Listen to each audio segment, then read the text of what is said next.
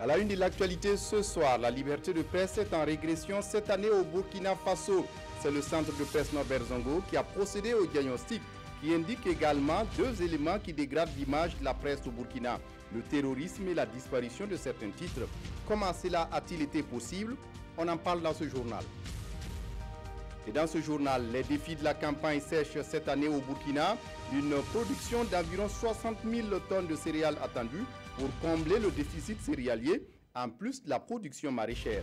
Mais un bémol qui pourrait nuire à cet objectif, le problème d'eau. Comment le ministère de l'Agriculture compte relever le défi? Explication à suivre dans cette édition. Et dans cette édition, texte Tillerson durcit le ton face à l'ambassadeur nord-coréen à l'ONU.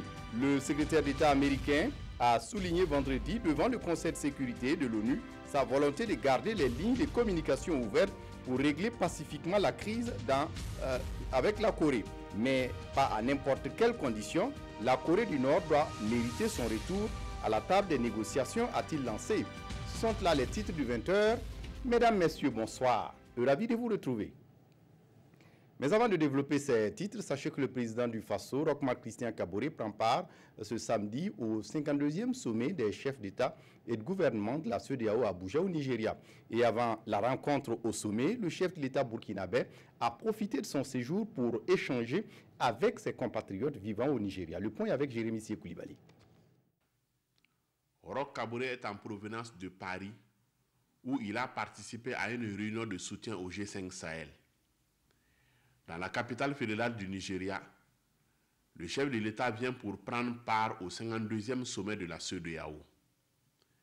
Accueilli par une communauté burkinabé enthousiaste, le président Kaboré n'a pas dérogé à la tradition d'échange direct avec les compatriotes de l'étranger. Et à Abuja, la question de la réconciliation nationale est revenue sur le tapis.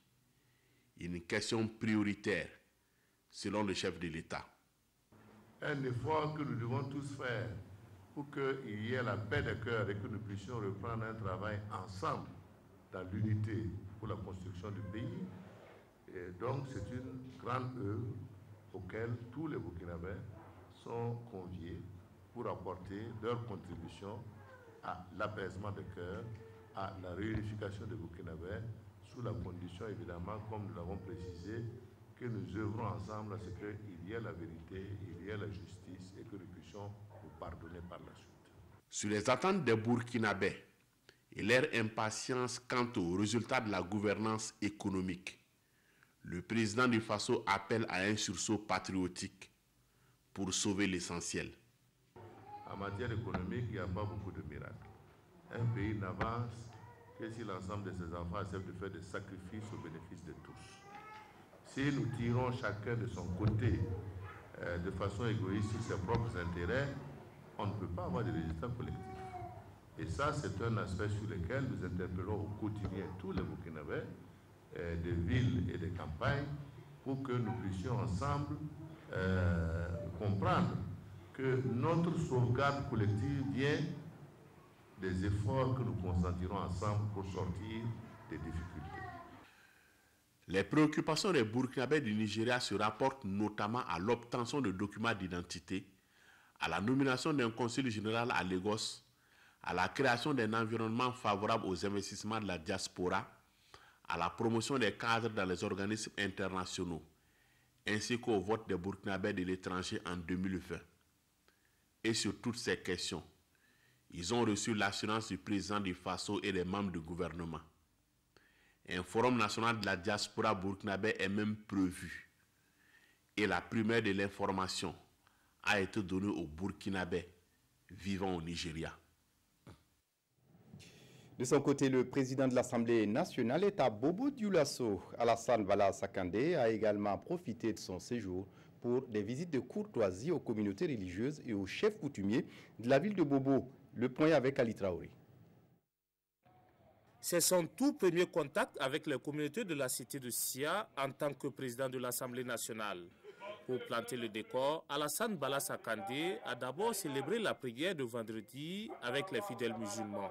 Ça fait honneur, c'est une bonne chose que Monsieur le Président vient prier chez nous et puis livrer un message de la paix et puis demander à la population musulmane d'être unis et travailler pour la bonne cause de l'islam. Ce même message est prêché ici dans les communautés protestantes et catholiques de la ville de Sia. Car pour le président de l'Assemblée nationale, ces leaders religieux ont un grand rôle à jouer dans le maintien de la stabilité. Une marque de considération pour nous et je pense aussi que ça marque la volonté de travailler avec nous et d'accepter aussi notre collaboration parce que le pays que nous avons à construire a besoin de l'ensemble de ses fils et de ses filles. Les chefs coutumiers sont aussi mis à contribution dans la recherche de cette stabilité. Alassane Bala Kandé leur a aussi rendu visite. Du chef des cantons de Bobo en passant par Darasso jusqu'aux communautés Peledjoula, le message est le même. C'est rester en contact avec les populations, regarder aussi qu'est-ce que l'exécutif aussi a pu réaliser pour ces populations-là et ne pas s'enfermer au niveau de l'Assemblée nationale pour voter les droits. Ça, c'est important. Il faut aller sur le terrain, constater de visu ce qui se fait et en ce moment, lorsqu'on revient au niveau de l'hémicycle, on a une idée de ce qu'on peut faire en ce qui concerne les besoins de nos populations. Durant cette visite, le président Sakandé a remis une enveloppe de 5 millions de francs CFA à chacune des deux communautés catholiques et musulmanes pour la réfection de leurs édifices respectifs. Et partout où il est passé, une minute de silence est observée en la mémoire de son prédécesseur, Salifou Diallo. Dans l'actualité ce soir, la liberté de presse a pris un coup en 2016 au Burkina Faso. C'est le centre de presse Norbert Zongo qui a procédé au diagnostic à l'occasion de la célébration ce 13 décembre de la commémoration du 19e anniversaire de l'assassinat de Norbert Zongo. Le rapport fait cas de la régression par rapport à l'indice de viabilité des entreprises de presse, mais aussi au terrorisme. Le rapport s'est aussi intéressé à la place de la femme dans les médias. Explication Nongba Kouda et Vincent Tiendrebego. La liberté de presse au Burkina n'a pas connu d'avancée positive en 2016. Au contraire, la tendance est à la régression au regard d'un certain nombre de facteurs, comme l'indice de viabilité des entreprises de presse. Ce rapport 2016 sur l'état de la liberté de la presse fait état d'un indice de viabilité des médias au Burkina de 2,37 points sur 4. Par rapport à l'année dernière, où nous avons eu la moyenne de 2,47 contre 2,37 cette année. Donc ça veut dire que quelque part, il y a eu une régression. Une régression qui s'explique par deux éléments importants. Le terrorisme qui est intervenu donc déjà en janvier 2016. Deuxième élément qui explique la régression, la disparition de certains journaux. L'autre élément qui joue, c'est toujours la sempiternelle question de l'application de la convention collective. On ne crée pas un média en comptant sur l'État. On crée un média, si on a créé un média, c'est par contre dans les moyens de le faire vivre. Donc il ne faut pas attendre que l'État mette les moyens. Maintenant, bon, l'État peut apporter un appui, mais ce n'est pas le principal. Il pense surtout à l'amélioration du contenu des médias en investissant plus sur les journalistes. L'image de la femme dans le paysage médiatique burkinabé n'est pas des plus reluisantes, selon une étude réalisée par l'universitaire Lassane Yameougou, contenue dans le même rapport. Sur 140 médias donc touchés par cette étude, seulement, et qui a touché aussi 1030 journalistes, 261 seulement sont donc des femmes, soit 25,33%. Donc ça veut dire qu'à l'échelle donc de la profession donc de journaliste, la femme elle est faiblement représentée. Deuxièmement, lorsqu'on regarde au niveau des instances décisionnelles, on va se rendre compte qu'elle est encore faiblement représentée. Il y a un certain nombre donc de contraintes sociales qui pèsent énormément sur donc la femme journaliste. D'abord du côté donc de la vie familiale avec donc le conjoint, mais aussi elle-même parfois qui ne s'affirme pas. Le document réalisé par le Centre national de presse Norbert Zongo avec le soutien de ses partenaires fait des recommandations parmi lesquelles une formation continue des journalistes et une approche genre dans le monitoring des médias au Burkina. Autre actualité dans ce journal, un mariage du faso d'Anfani burkinabé et de la teinture malienne pour conquérir le marché international. La réflexion est en cours à Ouagadougou et les deux parties veulent être optimistes puisque le but est de créer une marque perfectionnée. Le projet est soutenu par l'Union européenne, nous dit ici Souleymane Sanou et Zalissa Sanfo. Le fil de l'espoir, tissé par des artisans burkinabés et maliens. L'espoir de conquérir le marché international de la mode avec des produits locaux. Réunis sous la bannière du projet Mode Éthique, ces artisans du Mali et du Burkina Faso l'ont compris, c'est dans la synergie d'action qu'ils tireront profit de leur dur labeur. Les artisans du Burkina et du Mali, c'est presque les artisans du même pays, ils sont complémentaires. Nous allons exploiter les faso d'Anfani du Burkina et nous allons exploiter la teinture naturelle, le Borolan et les teintures naturelles du Mali. Nous allons mettre ça en complémentarité et le tissage des deux pays, nous allons croiser les expériences et produire qualité avec l'accompagnement de projets. C'est la première session du comité de pilotage conjoint Burkina Faso-Mali du projet Mode Éthique. Mais le projet existe depuis 3 ans. Et cette rencontre de Ouagadougou marque le début de la deuxième phase. La première phase qui s'est déroulée de 2013 à 2016 a permis d'accompagner beaucoup d'artisans qui ont pu s'insérer et vendre leur production auprès des grandes maisons de mode sur le marché international. Et la ministre en charge de l'économie numérique, qui représente son collègue en charge de l'artisanat, a salué ici la vision du projet Mode Éthique. Cette initiative nous permet d'apporter une réponse concrète et innovante à la problématique de la commercialisation des produits du textile artisanal et partant de l'amélioration des conditions de vie de nos populations, notamment les plus défavorisées. Le projet Mode Éthique est financé par l'Union européenne à plus de 6 milliards de francs CFA. Un projet qui va certainement intéresser le Fonds d'appui à la culture et au tourisme. Je reçois le directeur général de ce fonds, M. Alphonse Tougouma, bonsoir. Bonsoir à vous. Merci de venir nous parler du Fonds d'appui à la culture et au tourisme. D'abord, juste 2 mots sur ce fonds. C'est un mécanisme qui a été mis en place pour soutenir et dynamiser l'économie de la culture. C'est pour pallier un tant soit peu à la faiblesse ou au manque de financement que connaissait ce secteur. Donc, il se place actuellement donc comme un outil économique pour booster la culture et le tourisme dans son volet économique afin de mieux accroître la contribution de ces secteurs-là à l'économie nationale. Et hier, vous avez procédé à la remise de chèques à des promoteurs, à des structures investies dans le domaine de la culture, mais aussi du tourisme. Parlez-nous rapidement de qu'est-ce qui a abouti à ce processus. Oui, juste vous dire que c'est les premiers fruits de ce fonds, le Fonds de développement culturel et touristique. Et il était de bon ton de le faire avec tout le monde, et c'est ce que nous avons fait. Nous avons lancé un appel à projet le 30 mai passé. Nous avons reçu 417 dossiers que nous avons traités et techniquement, financièrement et économiquement, selon des critères que nous avons édictés ensemble, je peux le dire, parce que ça fait l'objet d'un arrêté conjoint du ministre en charge de la culture et de Madame le ministre en charge de l'économie et du développement. Donc tous ces éléments réunis nous ont permis d'éplucher les projets, de les juger, et in fine, nous avons retenu 39 projets, 25 projets de subvention, 12 pour des prêts ordinaires et 2 pour ce que nous appelons des avances de trésorerie.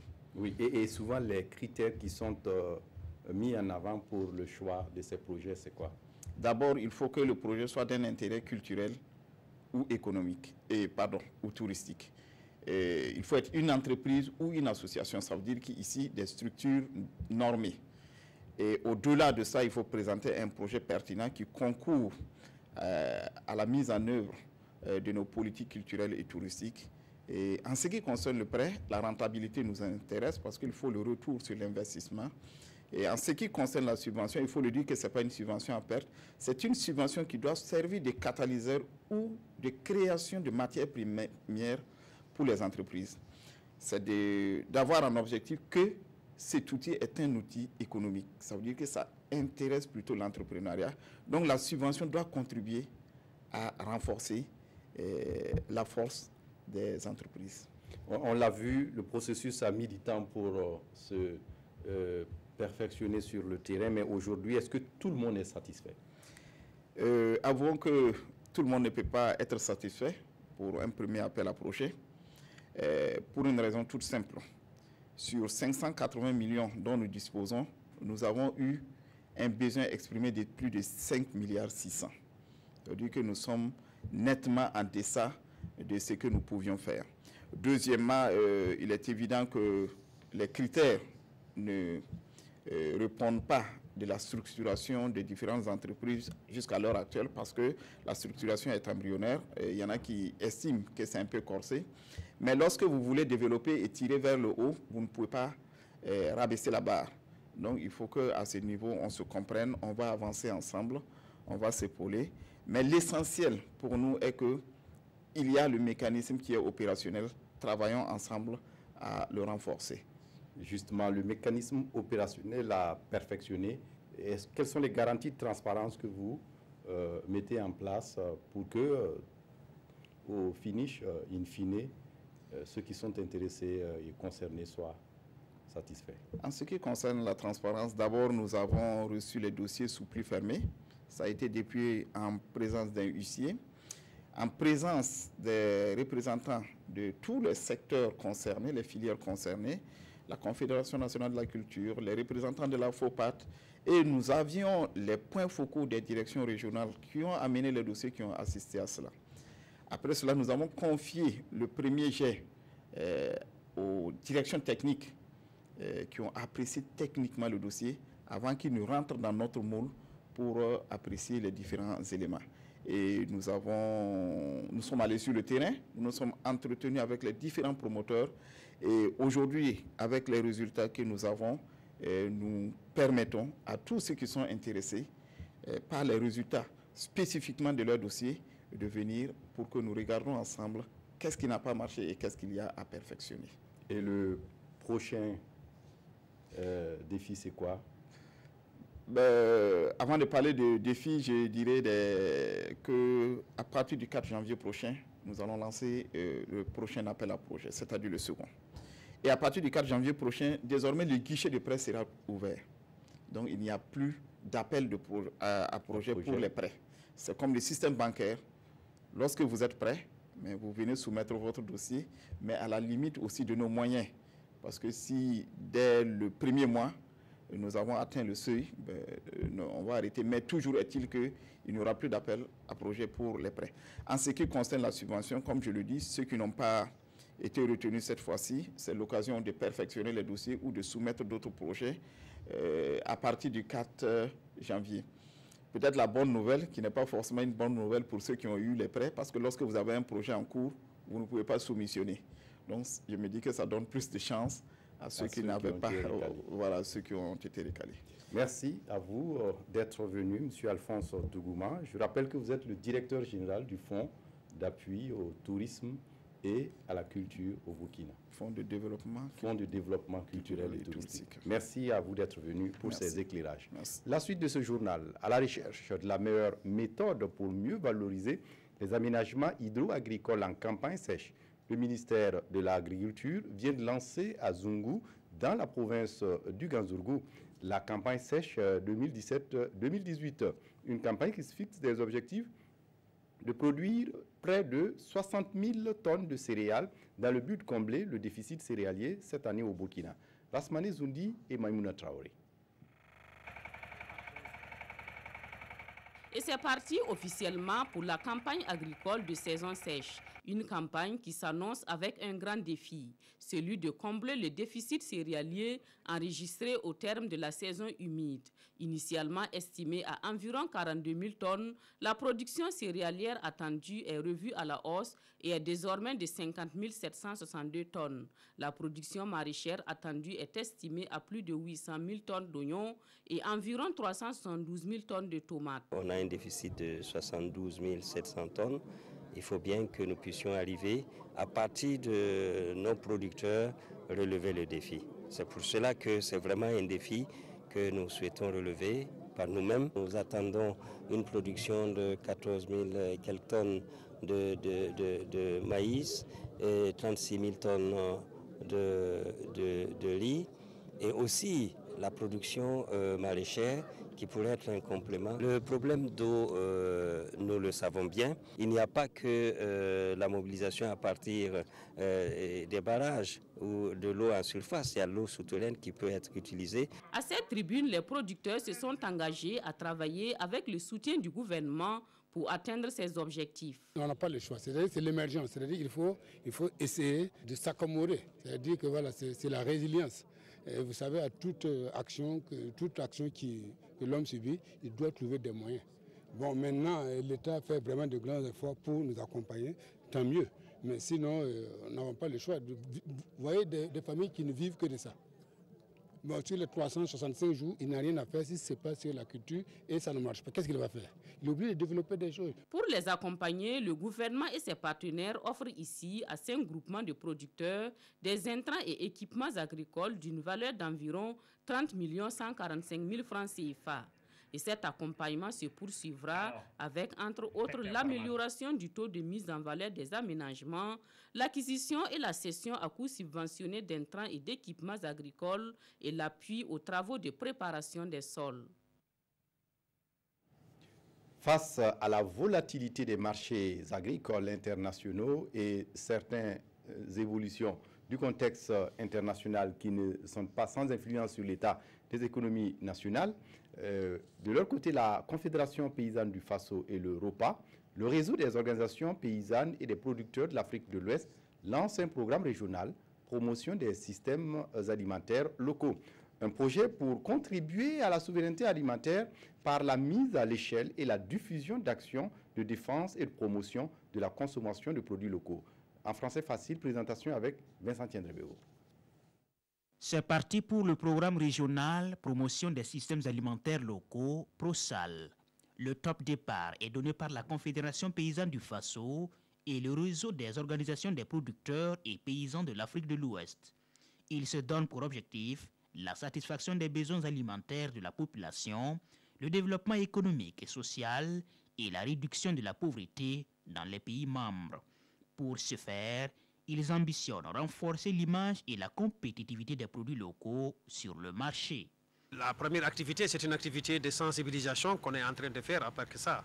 La deuxième, ça va être effectivement échanger des expériences sur nos démonstrations en termes de démonstration culinaire, mais sur des expériences réussies sur un certain nombre de filières en Afrique de l'Ouest. Le troisième élément va être effectivement des activités de plaidoyer autour des décideurs politiques de notre région pour qu'ils agissent sur nos règles. Plusieurs initiatives sont déjà entreprises par la Confédération paysanne du Faso pour promouvoir les produits locaux, mais ces acteurs ont tout de même des attentes vis-à-vis de ce programme.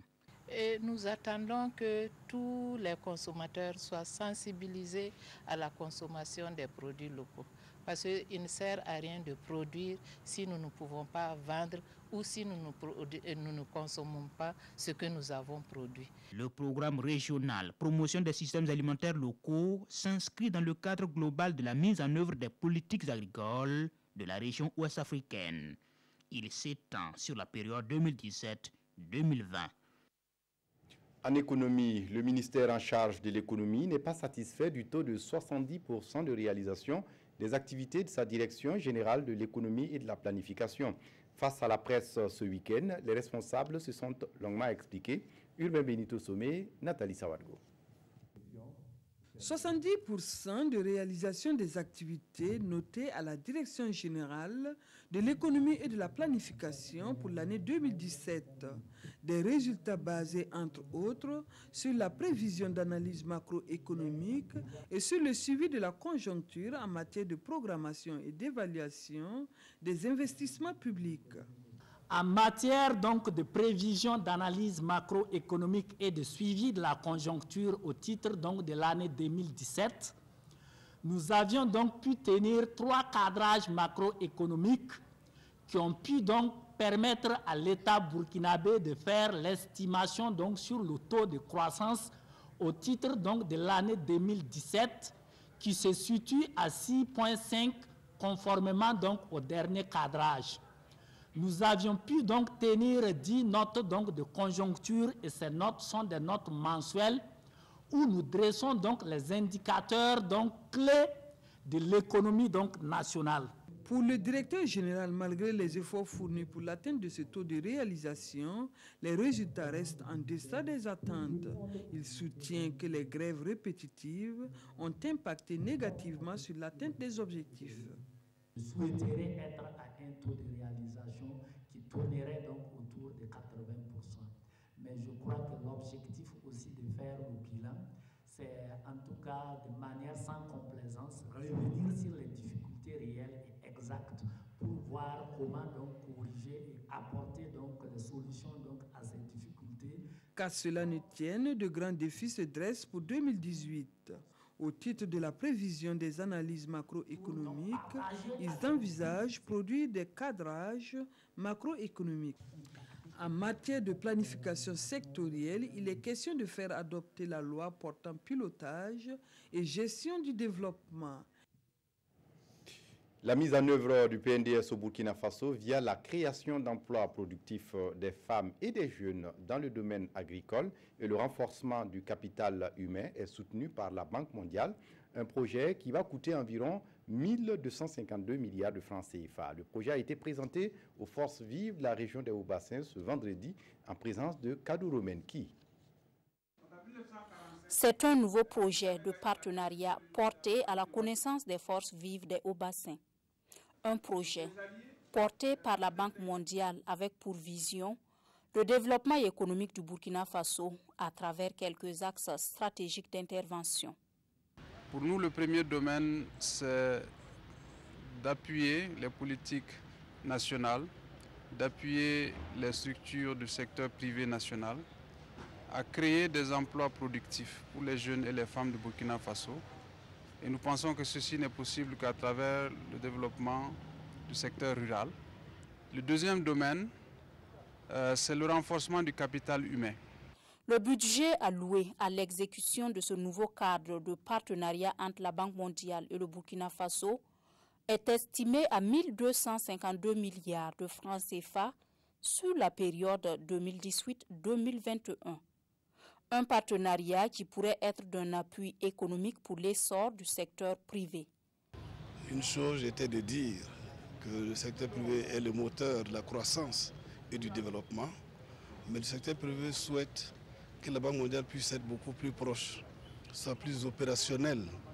Il faut qu'on puisse lever les contraintes complexes qui font que parfois l'accès au financement est un peu difficile pour le secteur privé qui est constitué en grande majorité par des PME, PMI et même par l'informel. Quelques acteurs du secteur informel ont reçu à l'occasion leur registre de commerce. Une remise symbolique par le gouvernement burkinabé qui traduit par ce geste sa volonté à accompagner le secteur informel vers le formel. On reste à Bobo Dioulasso pour évoquer la commission d'études d'impact environnemental de Simasso a rencontré cette semaine dans la ville les journalistes pour le point de l'exécution de son programme d'activité du plan de gestion environnementale et sociale relatif à la construction de l'usine Simasso. De son avis, l'entreprise en charge des travaux respecte jusque-là les normes environnementales. Des précisions avec Karim Sissé. Après une année de travail sur le terrain, la commission études d'impact environnemental de Simasso fait ici le point de ses activités aux hommes des médias de la ville de Bobo Dioulasso. La commission dit suivre les travaux de construction de cette cimenterie avec beaucoup de précautions. Et jusque-là, les travaux se déroulent dans les règles de l'art. Nous tenons à rassurer aux uns aux autres qu'en tout cas pour le moment, nous disons bien pour le moment, à travers ce comité, les prédispositions sont carrément prises, que ce soit côté environnement, surtout dans ce domaine, et même côté technique.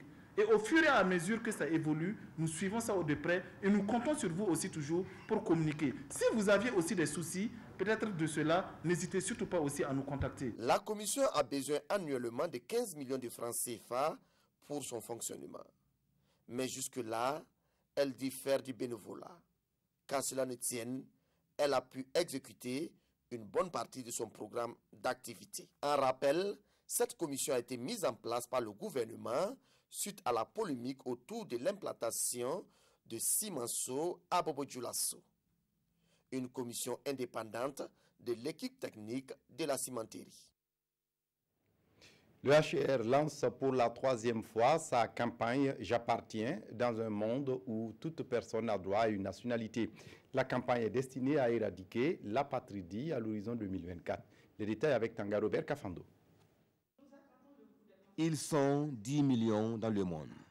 Ils n'ont pas le droit d'aller à l'école, de consulter un médecin, d'occuper un emploi, d'ouvrir un compte bancaire, d'acheter une maison ou même de se marier légalement. Ils ne sont pas des réfugiés, ce sont des personnes sans nationalité, sans existence légale. Ce sont tout simplement des apatrides. L'apatride n'a pas besoin forcément de traverser une frontière.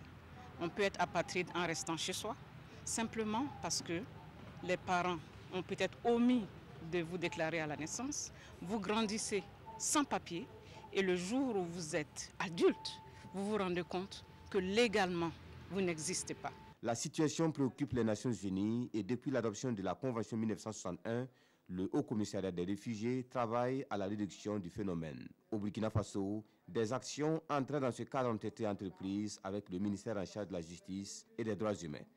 La première chose, c'est déjà la prise de conscience des populations. Beaucoup de sensibilisations ont été faites.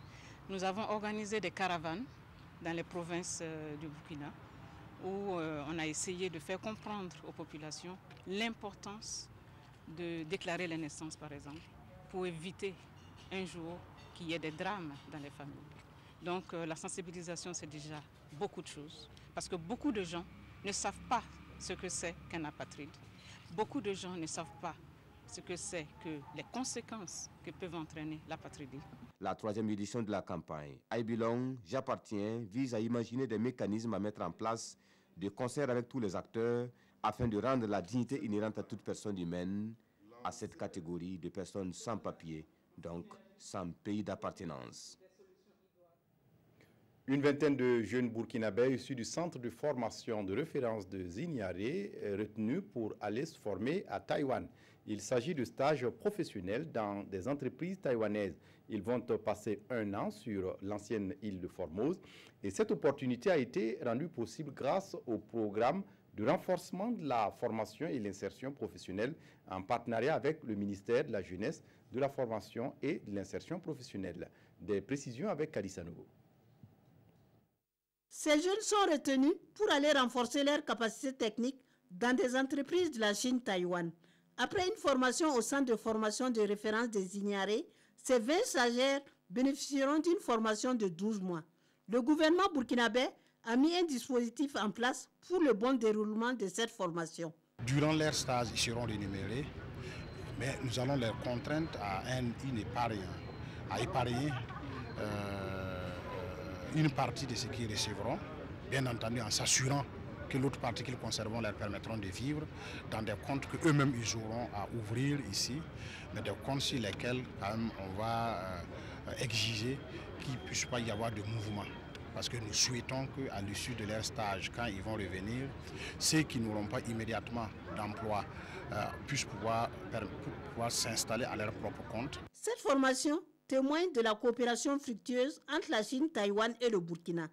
Pour ces stagiaires, discipline, travail et rigueur seront leurs slogans durant ce séjour en Chine. Le premier enjeu, c'est le succès individuel de chacun d'entre vous à l'issue de cette immersion dans le milieu industriel taïwanais. L'objectif de ce stage est que vous en reveniez avec l'ambition béton de réussir votre vie professionnelle à travers un projet soutenu. On promet de se mettre au sérieux, on mesure l'ampleur parce qu'on sait que nous sommes la première promotion et la suite du projet dépend de nous. Cette cérémonie a également été une occasion pour remettre des attestations aux stagiaires formés en langue mandarin. Le départ est prévu pour la fin du mois de décembre. Si cette première phase s'avère une réussite, une autre vague ira l'année prochaine, promet l'ambassadeur de la Chine-Taïwan au Burkina.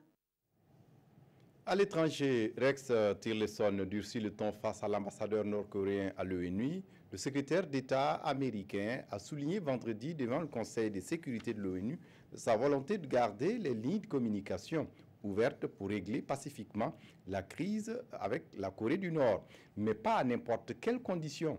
La Corée du Nord doit mériter son retour à la table des négociations, a-t-il lancé. Fini l'offre de dialogue sans condition. La Corée du Nord doit mériter son retour à la table des négociations, a lancé le secrétaire d'État américain Rex Tillerson lors d'une réunion du Conseil de sécurité de l'ONU consacrée à la crise avec Pyongyang. Le chef de la diplomatie s'est donc rangé derrière la ligne dure du président Trump. Une cessation durable du comportement menaçant de la Corée du Nord doit intervenir avant que des discussions puissent commencer. Ils sont seuls responsables de ces tensions et eux seuls peuvent trouver une issue à ces tensions. Fait rare, l'ambassadeur nord-coréen à l'ONU a assisté à cette réunion qu'il a qualifiée de mesure désespérée des États-Unis, terrifiés par la puissance nord-coréenne. Le développement par la Corée du Nord de ses armes stratégiques sert entièrement à défendre la souveraineté et l'intégrité territoriale du pays par rapport à la politique de chantage et de menaces nucléaires des États-Unis et pour assurer une vie paisible à la population.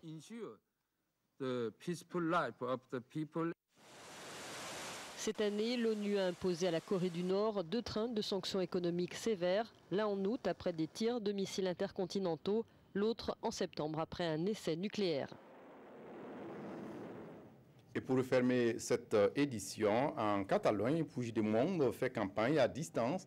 L'ancien dirigeant catalan exilé à Bruxelles est apparu ce vendredi à distance dans un meeting de son parti Junts per Catalunya. Les élections catalanes ont lieu le 21 décembre prochain. Il est là, mais il n'est pas là. Carles Puigdemont a participé ce vendredi soir par visioconférence à un meeting en Catalogne. Le leader indépendantiste catalan est toujours exilé à Bruxelles, mais il mène campagne tambour battant à moins d'une semaine d'élections cruciales en Catalogne. Si nous voulons un État indépendant, alors votons. Et votons comme un État indépendant. Votons avec la mentalité d'un État indépendant. Il est important de faire perdre le pessimisme, les ténèbres de l'article 155 et il faut expulser la peur de nos rues. Les indépendantistes écartés du pouvoir par Madrid voudraient bien par les urnes revenir à la Generalitat de Barcelone. Mais après la grave crise d'octobre, la route vers une indépendance de la région est encore longue. Ce qui m'inquiète, dit cette femme, c'est que même si les pro-indépendance obtiennent la majorité absolue, la CUP, la gauche républicaine et Junts per Catalunya, l'État espagnol va continuer d'appliquer l'article 155 et la situation n'avancera pas. C'est le parti indépendantiste ERC, gauche républicaine de Catalogne, qui est pour l'instant en tête dans les sondages, suivi au coude à coude de Ciudadanos, centre droit. On s'arrête là pour ce soir. Merci de votre attention. Très bonne suite de programmes sur la RTB. Au revoir.